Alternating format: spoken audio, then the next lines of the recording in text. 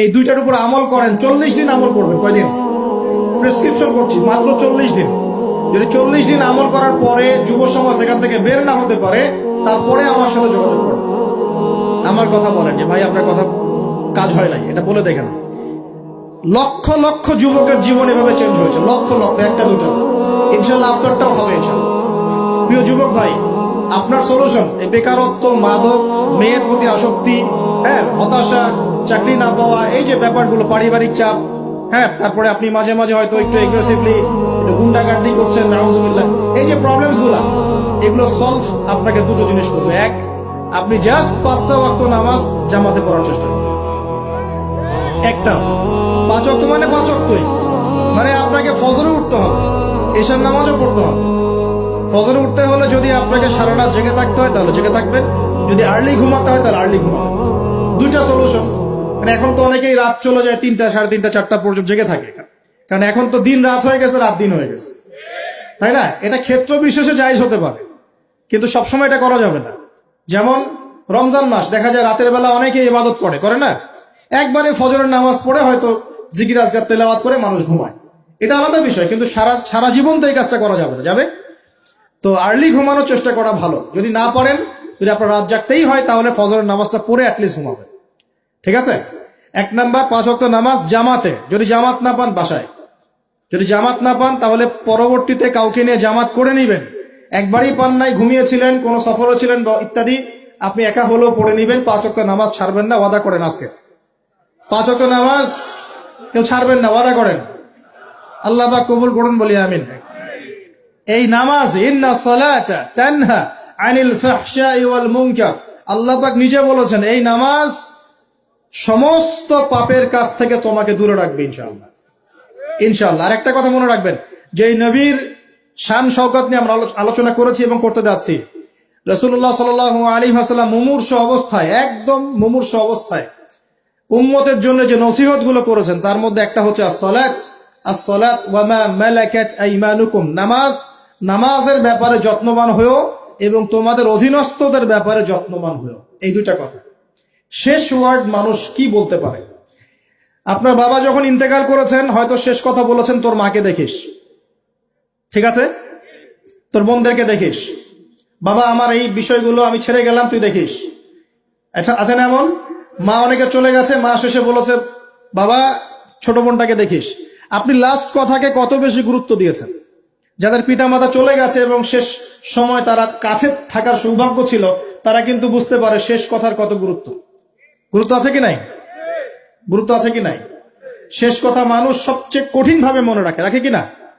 নবী সাল্লাল্লাহু আলাইহি ওয়াসাল্লাম আমাদের সবার নেতা, আমাদের নবী, আমাদের আদর্শ, আমাদের সবচেয়ে উসওয়াতুল হাসানা, যাকে আল্লাহ পাক এই পুরো রাহমাতুল লিল আলামিন হিসেবে সৃষ্টি করেছেন। উম্মতের সমস্ত কবিরা গুনাহগার মানুষের জন্য সুপারিশ করে আল্লাহর হুকুমে তাদেরকে জান্নাতে নিয়ে যাবে ইনশাআল্লাহ। সবাই যখন নিজেকে নিয়ে ব্যস্ত থাকবে, তিনি তখন উম্মতকে নিয়ে ব্যস্ত থাকবেন ইনশাআল্লাহ। একটা হাদিসে তিনি উম্মতকে ভাইও বলে সম্বোধন করেছেন। কাশ আমি যদি আমার ভাইদেরকে দেখতে পেতাম, হাদিসটা সহিহ, কাশ আমি যদি আমার ভাইদেরকে দেখতে পেতাম। সাহাবীরা বলছেন আমরা কি আপনার ভাই নই? নবীজি বলছেন না, তোমরা আমার সাহাবী। আমার ভাই তারা যারা আমার পরে আসবে, তোমাদের পরে আসবে, আমাকে না দেখেই ঈমান নিয়ে আসবে ইনশাআল্লাহ। এখানে কি আপন ভাই বোঝানো হচ্ছে? সেটা বোঝানো হচ্ছে না। এখানে বোঝানো হচ্ছে কাছের, আমার আত্মার সাথে সম্পর্ক ওদের। আমাকে না দেখেই তারা আমার প্রতি বিশ্বাস করবে ইনশাআল্লাহ। করবে কিনা? আমরা কি দেখেছি নবীকে? এই মহান ব্যক্তিত্ব জীবনের শেষের দিকে আমাদেরকে নসিহত করেছেন, as-salat, নামাজ ধরে রাখো, নামাজ ধরে রাখো। বসেন। ওয়া মা মালাকাত আইমানুকুম, এবং তোমাদের অধীনস্থদের ব্যাপারে সতর্ক থাকো। অধীনস্থ মানে কি? অধীনস্থ মানে কি বলেন দেখি? আপনার স্ত্রী আপনার অধীনে থাকে? সন্তান সন্ততি অধীনে থাকে না? থাকে। কোন কোন ক্ষেত্রে পিতা মাতাও কি আমাদের অধীনে থাকে না? মানে আমরা আর্ন করতে পারি, পিতা মাতা আর্ন করতে পারেন, উপার্জন করতে পারে না। পিতা মাতাকে চালানো লাগে না আপনাদেরকে অনেক সময়, হয় কি না? অধীনস্থ মানে আপনার আন্ডারে যে মানুষরা আছে, এই মানুষদের ব্যাপারে, তাদের হকের ব্যাপারে সতর্ক থাকবে। কে বলেছেন এটা? আচ্ছা, এখান থেকে নামাজের গুরুত্ব বুঝতে পারলাম কি? যুব সমাজের সলিউশন 1 নাম্বার, 5 ওয়াক্ত নামাজ জামাতে পড়ার চেষ্টা করবেন, আল্লাহ পাক তৌফিক এনায়েত করুন, বলি আমিন। 2 নাম্বারটা হচ্ছে, আমার সামনে একটা কিতাব আছে, কিতাবটার নাম কি? সবাই পড়তে জানি ইনশাআল্লাহ? কারা কারা পড়তে জানেন না অনেস্টলি হাত তোলেন দেখি। জানেন না? আপনারাই জানেন না? আচ্ছা ঠিক আছে, বসেন, শরমের কিছু নাই। যারা জানেন না ওয়াদা করেন যে আগামী রমজান মাসে, এই রমজান মাসের মধ্যেই কোরআন তেলাওয়াত করা শিখবো ইনশাআল্লাহ। বাঙালি একটা আবেগী জাতি, ওই যে বলি ইস্যু পাগল, মাঝে মাঝে ট্রল করে আর মাঝে মাঝে আবেগে ভাসে। আমাকে বলেন দেখি, আল কোরআনের আলো ঘরে ঘরে জালো, এই স্লোগান তুললেই বাংলার জমিনে একদম ইসলাম কায়েম হয়ে যাবে? কখন ইসলাম কায়েম হবে? যখন আল কোরআনের আলো ঘরে ঘরে জ্বলবে। কখন? যখন প্রত্যেকটা ঘরে ঘরে একটা করে কোরআনওয়ালা মানুষ থাকবে। প্রত্যেক ঘরে ঘরে কি একটা করে হাফেজ আছে? তৈরি করার চ্যালেঞ্জ গ্রহণ করতে হবে। বাংলার প্রতি ঘরে ঘরে একটা করে হাফেজ তৈরি হবে ইনশাআল্লাহ। এটা করলে কি আপনাকে সরকার বাধা দিবে?